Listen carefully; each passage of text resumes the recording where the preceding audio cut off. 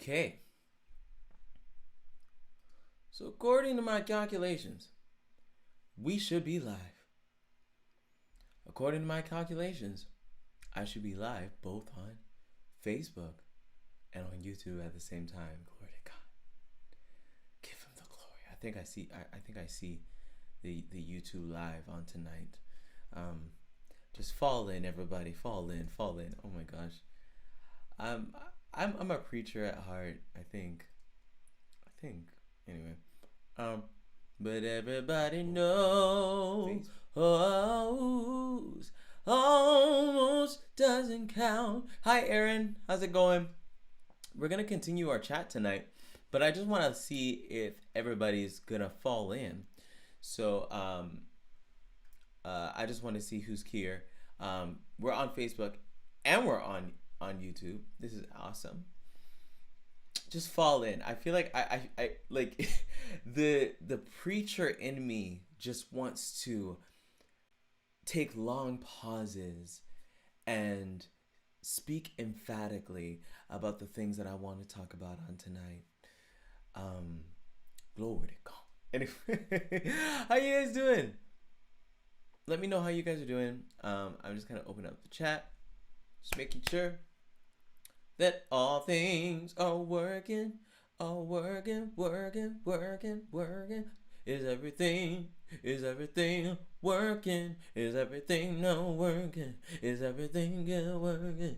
I'm just trying to see. Hi, Jonathan, how's it going?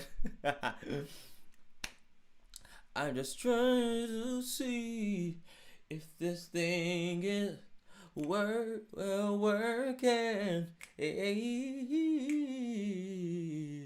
Okay, sure, whatever. But hi everybody. We're talking tonight. We're gonna continue our RYV chat. Totally thought I was gonna be on Monday. That was a lie. Totally thought I was gonna be on this Friday. That was a lie too. But we're here. We're out here in these streets. We're here. So if you are watching from wherever you're watching, let me know in the chat because we're gonna have a wonderful conversation tonight about. We're gonna continue our conversation on when your voice doesn't belong to you, but I want to see if you guys are hearing me. So I'm just kind of holding down the fort. I hope you guys have had a wonderful day. I've had a wonderful day. As you can see in the background, I'm actually experimenting with some lighting situations. I got some new lights, and I am thoroughly excited for what God is about to do. Oh my gosh! I just forever am doing this. Hi Tyler, how's it going? Everybody, fall in. But yes, I'm experimenting with some lights, with some lighting situations in the back. Perfect, you're hearing me. Awesome. I'm experimenting with some lighting situations in the back. As you can see, the light is blue right now, in front of me, but it's behind me, but in front of me, but it's behind me. Anyway, but yes, I'm gonna have a wonderful time with you guys tonight. I wanted to continue to talk to you about when your voice doesn't belong to you.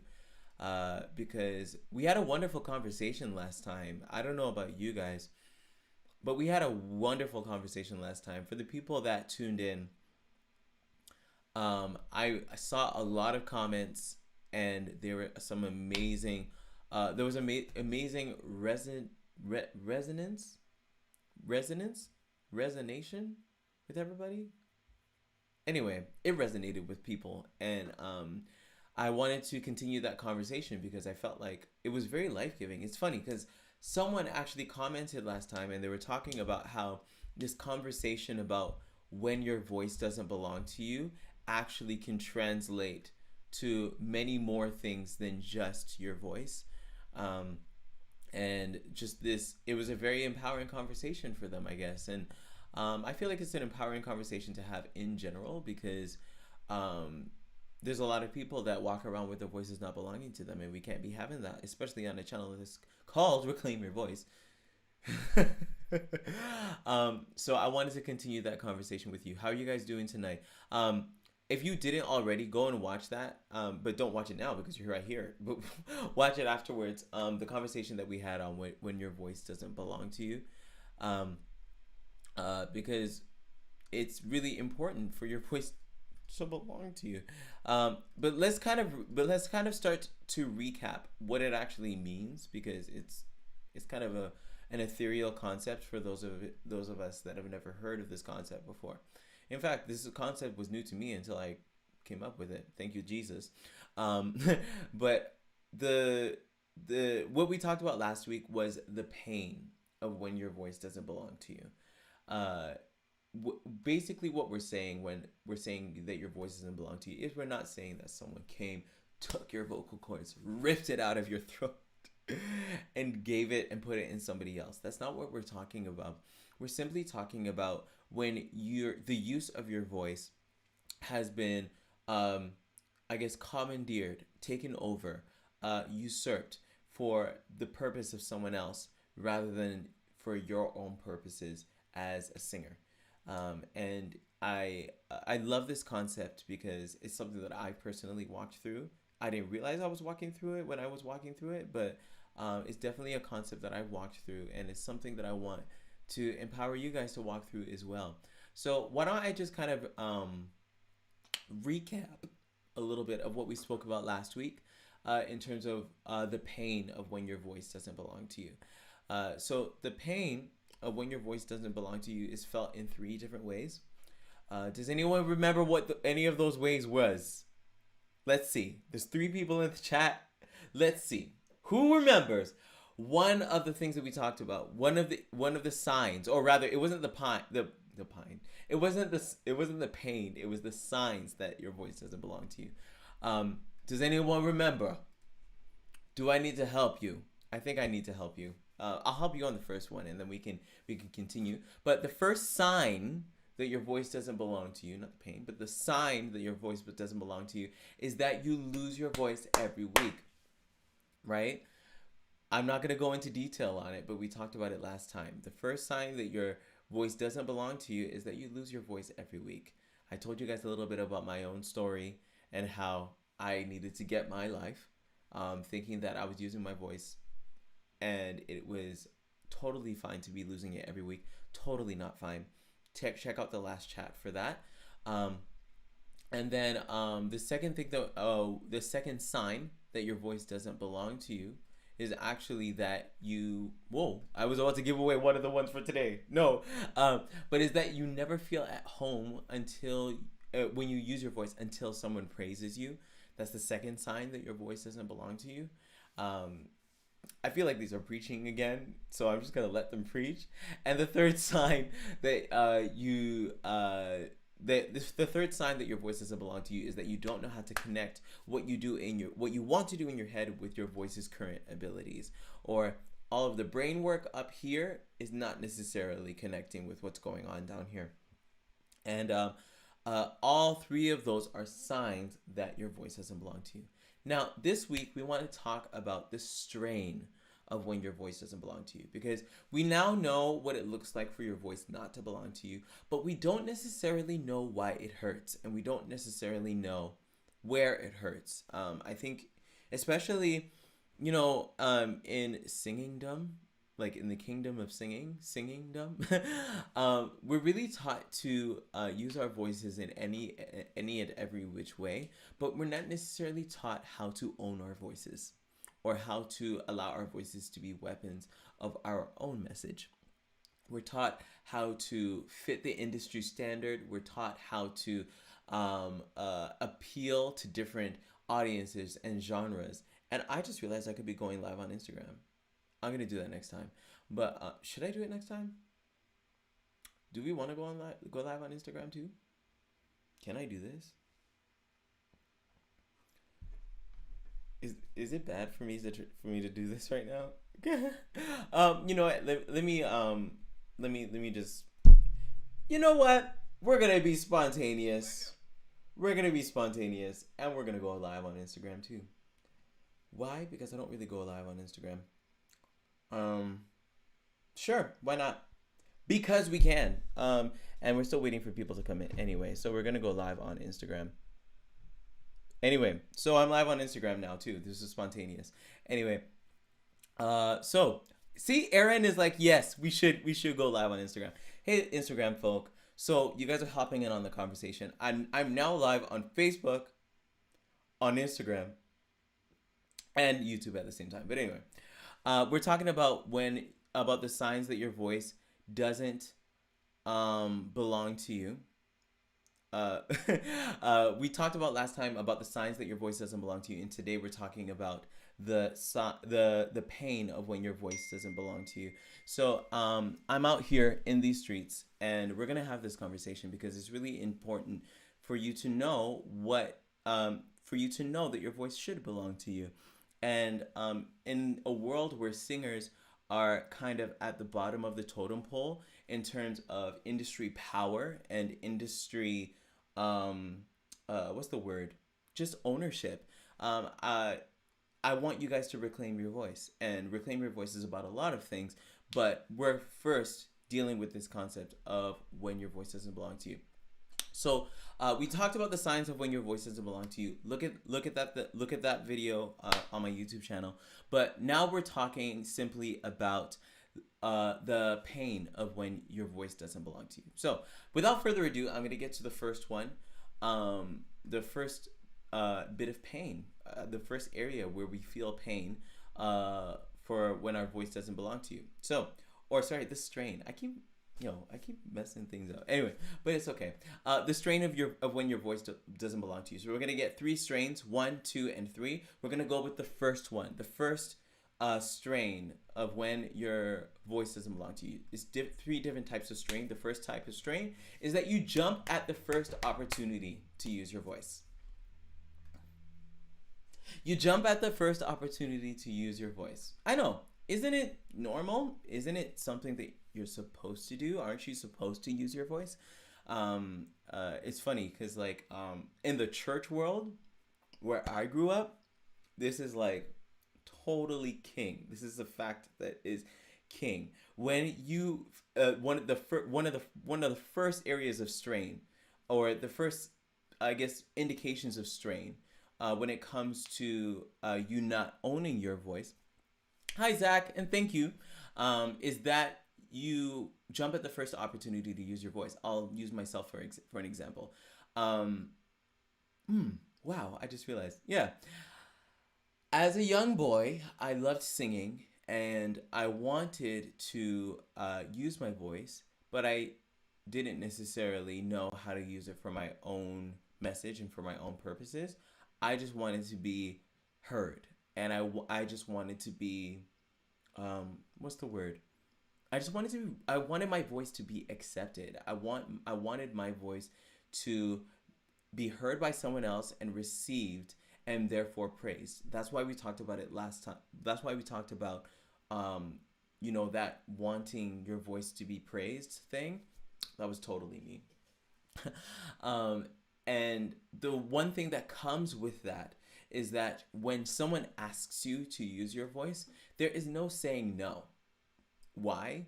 Because you are thirsty for praise. You're thirsty for your voice to be liked, to be praised, to be honored. Everyone loves to hear when someone says, "Ooh, you sang," or "You can sing. You sang that run. You did that run. You did that performance. You sounded so good." And especially for singers who build their lives on this world of sound and of what their voice sounds like, that one affirmation coming to you and that one piece of praise will make you work for that praise. And what that work looks like is whatever opportunity you're given, you just go and you sing for it. If there's a choir, especially in the church world, if there's a choir that wants you to sing, right? B. Soul Brown, you get me. If there's a choir that's like, "Oh yeah, can you come and sing for us? Can you come and sing for us?" The first inclination is to be like, "Oh my gosh, nobody's ever wanted me to sing for something. Therefore, I shouldn't I?" Right? And we go towards that praise. Now, for young singers young or immature singers that haven't necessarily sung a lot of places before, that type of invitation can feel like water. in a dry land. It can feel like you have just been given the the greatest piece of information, or the greatest piece of, I guess you've been offered an olive branch. You've been offered a cold drink of water in a dry place. Hi, Paris. Um, hi, hi, girl, Green Ivy. But yeah, yeah. When someone offers to give you a vocal opportunity, it can feel like, oh my gosh, this is. I feel like someone sees me. I feel like someone hears me. When in reality, what someone is doing is they are simply commandeering your voice, or taking your voice to be so that it can be used for their own purposes. I'll tell you what I mean here.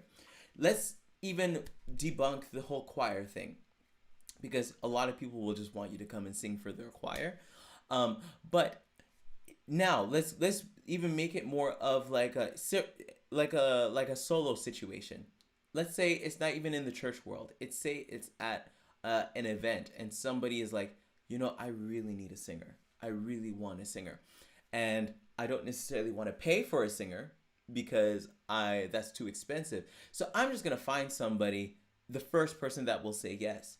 And all the people that are working out there, they're making the bank, and they are gigging regularly, and they're used to being called out. These people are used to the option of saying no. But for a singer that doesn't feel that doesn't feel that validation, doesn't get that praise often, they will work for it.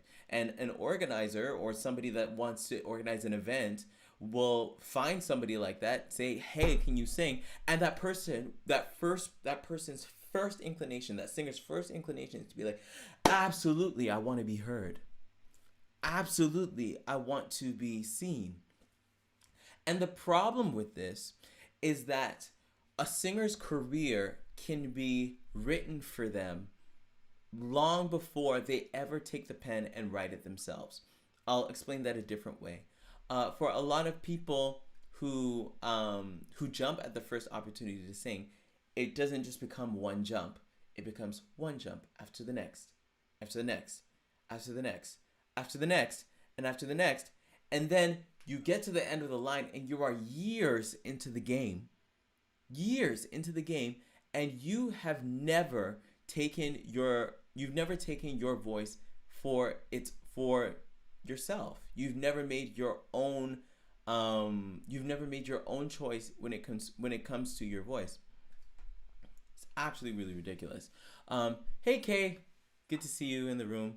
But yeah, the first sign, or the first, I keep messing up things, but it's okay. The first area of strain, or the first type of strain that we see with people whose voices don't belong to them, is that they jump on every type of opportunity that's given for their voice, or for them to be heard, right? And that's because they're simply looking for praise, like we talked about last week. Now, so that's the first type of strain, when your voice doesn't belong to you. The second type of strain, and this one rocked me. Oh, this one rocked me. So for everyone that's just joining in, we're talking about the strain of when your voice doesn't belong to you, of when your voice doesn't belong to you. Last week we talked about the signs that your voice doesn't belong to you. This week we're talking about the strain of when your voice doesn't belong to you. And the second type of strain that appears when your voice doesn't belong to you is that you pretend that you like singing. Oh my gosh. Oh my gosh.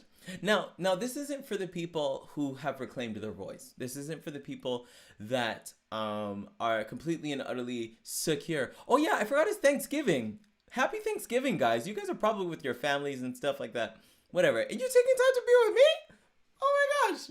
You guys rock. Anyway, but yes, happy Thanksgiving to everybody. But yes, the second type of strain when your voice doesn't belong to you is that you pretend to like singing. Now, again, people that are totally secure in their voices don't have to pretend to like singing, because they actually do. But for the people whose voices don't belong to them, they have felt deep areas of dissatisfaction, or deep or deep levels of dissatisfaction in their hearts. They felt deep levels of, I guess, shame even when it comes to their voices. And but at the same time, these singers are still singers, and so when they're called out to that event that they didn't necessarily want to say yes to, but they said yes to because they simply went for it. Um, these people can actually find themselves pretending that they like singing. Of course, they need to. Of course, they need to because when it's time to perform, they're not gonna want to. Um, what's the word? They're not gonna want to. Wow, I'm blanking. No, I'm not. But they're not gonna want to, present as if it's like, you know, they don't like singing. Um, Frosty the Snowman was a jolly happy soul. I don't want to be here. Like they're not gonna present that. In fact, usually when people are having a vulnerable moment like that, they're not gonna want to present that. They're going to want to put on a facade. Frosty the Snowman was a jolly happy soul with a how does the song go? Corn cob pipe and a button nose and two eyes made out of coal.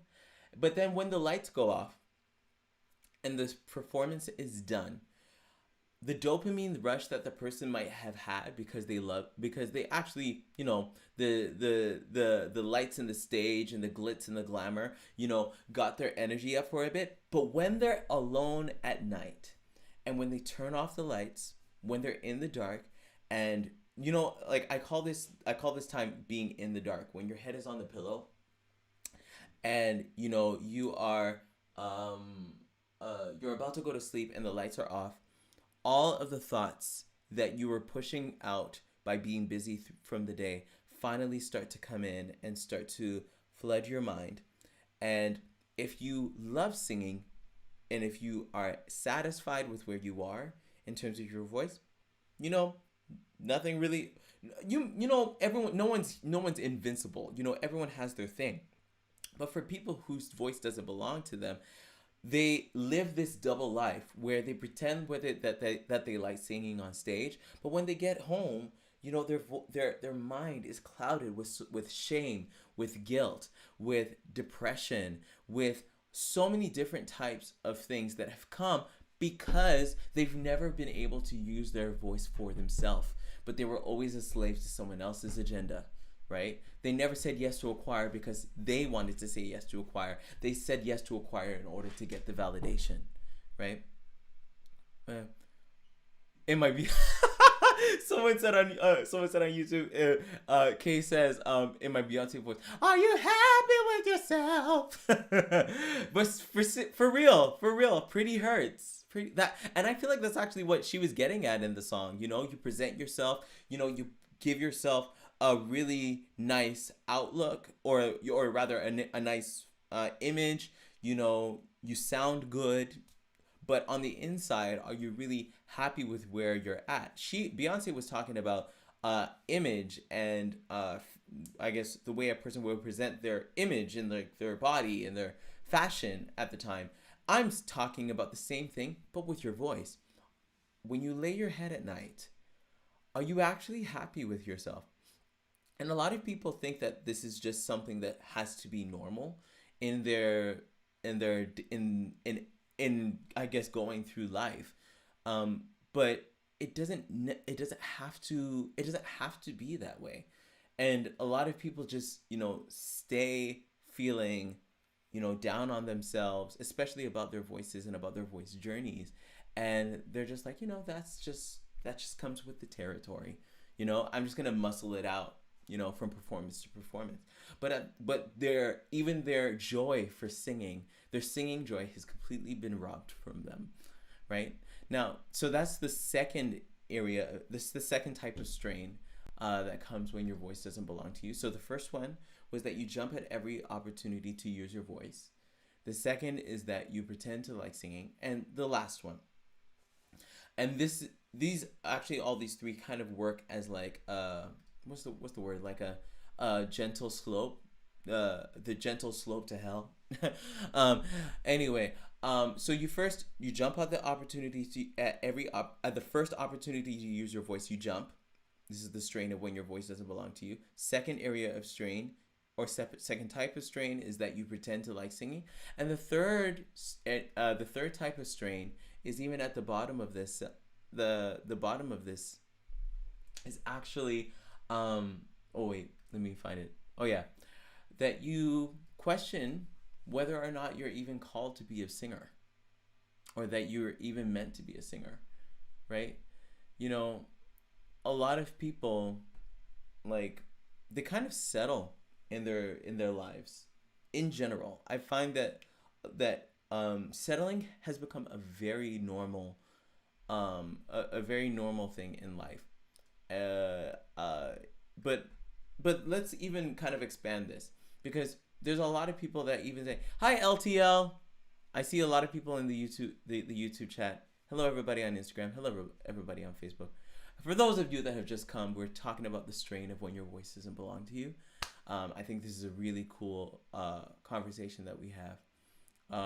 And then, but yeah, let me see. Are you happy with yourself? What were we talking about again? Yes, we're talking about the very last area of strain, or the very last type of strain, is that you question whether or not you're ever even meant to be a singer. It's funny. A lot of people, and hi iComplexity, I see you. Oh my gosh, this is so cool. But yeah, it's funny. Even Aaron in the YouTube chat is saying that they used to sing at funerals and they hated it, right? You know, is this Clarence? Hey Clarence. Clarence was in one of my videos earlier. Hey Clarence. Oh my gosh, this is so cool. Um Jewel says in the Instagram chat, many times people are advised to settle with less than what they want, unfortunately, right? And then for a lot of people, when it comes to singing, because, like, you know, a lot of you guys, if not all of you guys, sing in some type of way. When you haven't owned your voice in a long time, when you haven't owned your message for a long time, and your voice is only being used for other people's agendas and never your own, you never get to use your voice for what you want to use it for. You start to question whether or not you're actually called to be a singer, whether or not you're actually meant to be a singer. And a lot of people think that the questioning, let's even expand it a little bit more, because when it comes to singing, people are led to believe that singers don't make a lot of money by, like, that is how that's how it works for singers. Singers and musicians don't make money. Their jobs are unstable. They're not able to, do this and that, and financially, and even in terms of, like, esteem of career, singing and music has definitely been put on the bottom of the totem pole.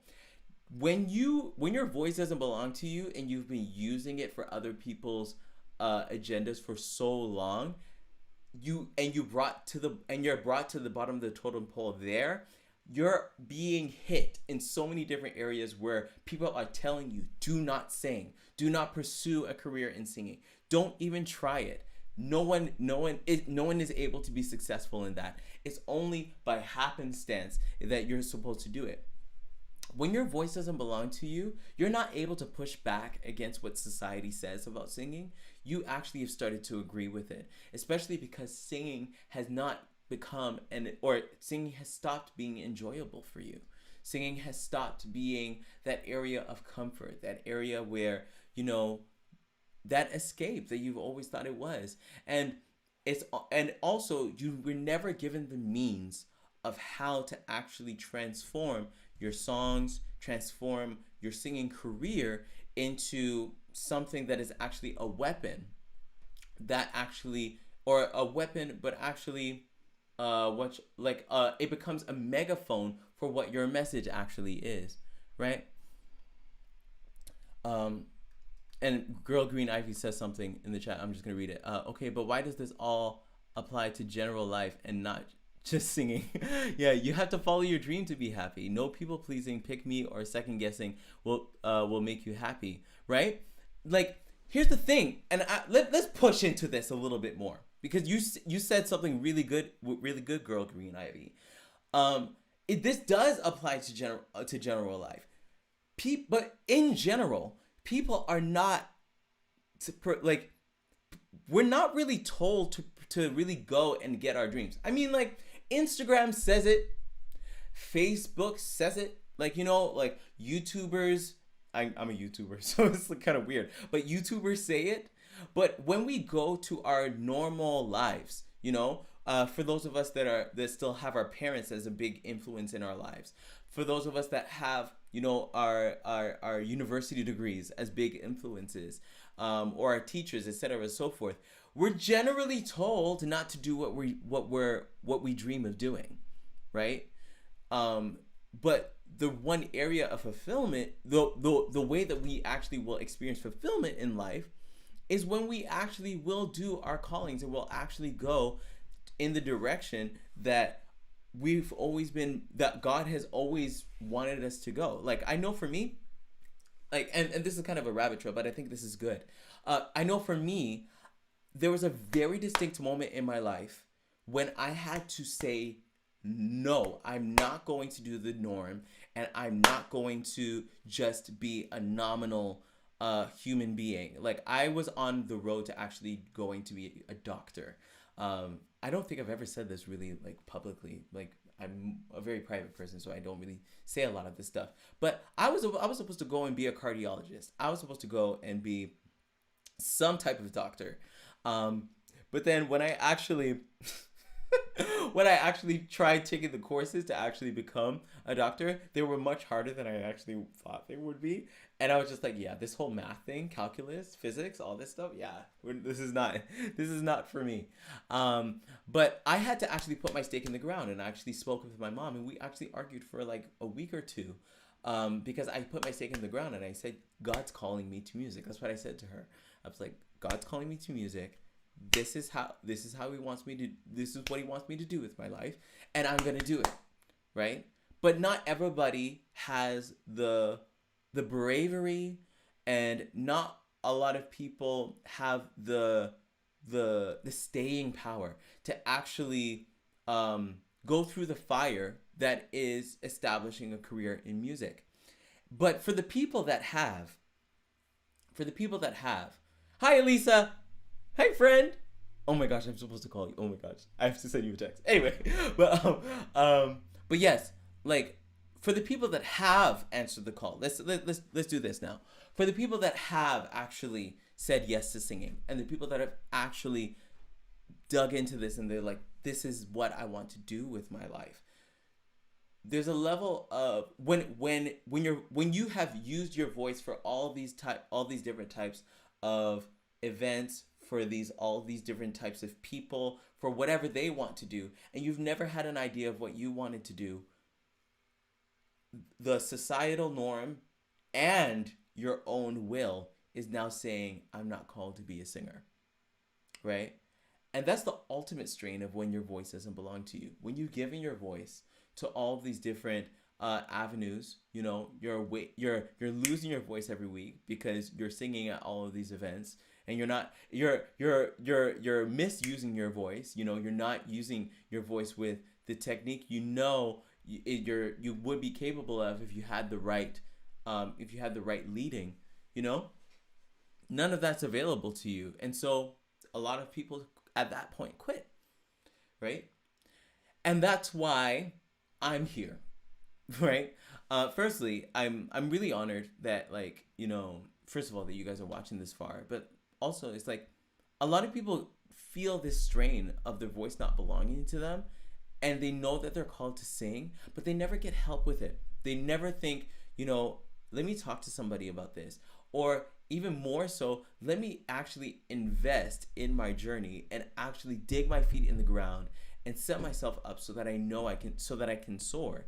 And that's why for me, I've really dedicated my time now to speaking into singers, to allowing them to see their own calling and purpose, and allowing them to actually get over the hump of why they actually are get over the hump of, why am I not why am I not singing with as much freedom as I want to, or as I should? And why am I completely dissatisfied with my singing experience? Why am I hard on myself on stage? And so I want to actually invite you guys into a conversation, deeper into the conversation. If you've really identified with what I've talked about today, I really want you to go to, for Instagram, the link is in my bio, go to reclaimyourvoice.ca slash call. And I want you to actually have a call with me. And I want to actually have a conversation with you guys about what it would look like for you to actually reclaim your voice, right? And that's actually where, it kind of works, when your voice doesn't belong to you, reclaim your voice. This is what I do, right? I talk to singers, I work with singers, and I have dedicated my time and my life really to allowing singers to discover that their voices can actually belong to them, right? And especially when that hasn't been the case for so long, it can feel like you're all alone, and as if you're never going to be able to sing and enjoy yourself ever again because of the people that have hurt you, because of the traumas that are in your life that are actually intercepting your art enjoyment, and all of these different things that are really blocking you from your singing joy, right? Book a call with me at reclaimyourvoice.ca/call. Let's have a conversation about, what's not working in your singing life right now, so that we can actually reclaim your voice. And this is like, I can't explain to you guys how important this is to me. And that's a phone call right now. But anyway, we're gonna ignore the phone call because this is more important. I can't explain to you guys, and I can't emphasize to you guys enough how important this is to me, to actually see you guys use your voices in the way that you've always been called to.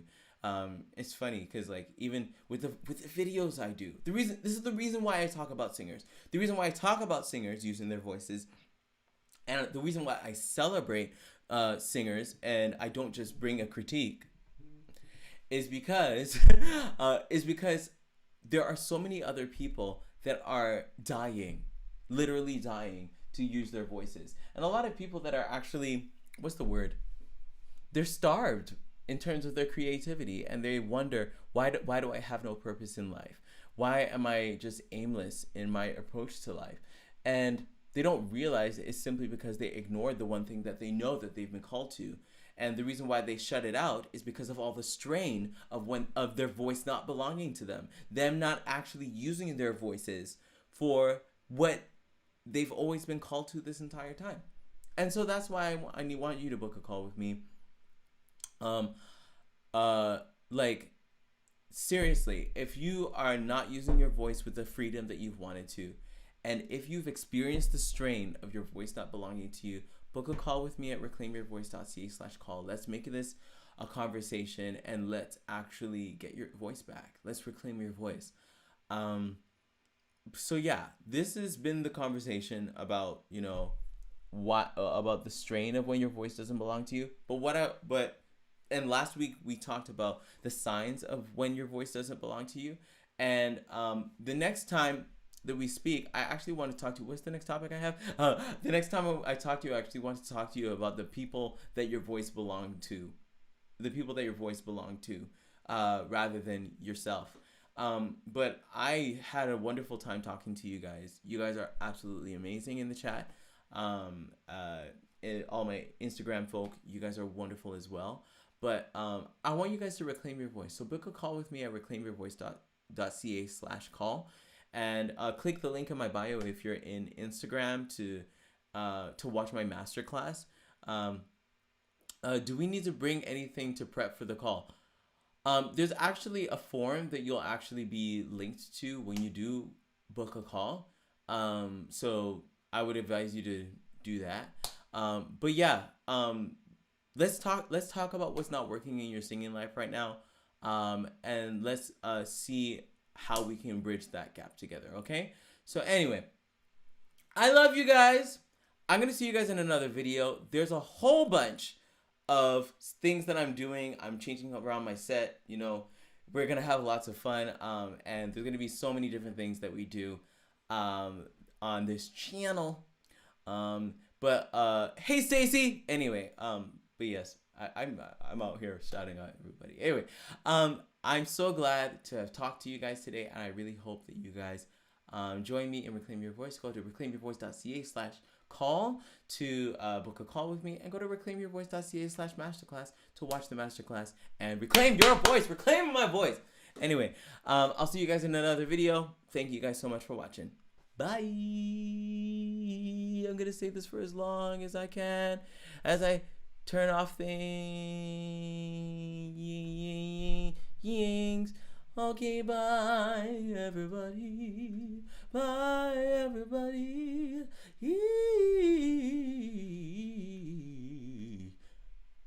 Bye everybody. Oh wait, I got it. I gotta do this manually. Okay.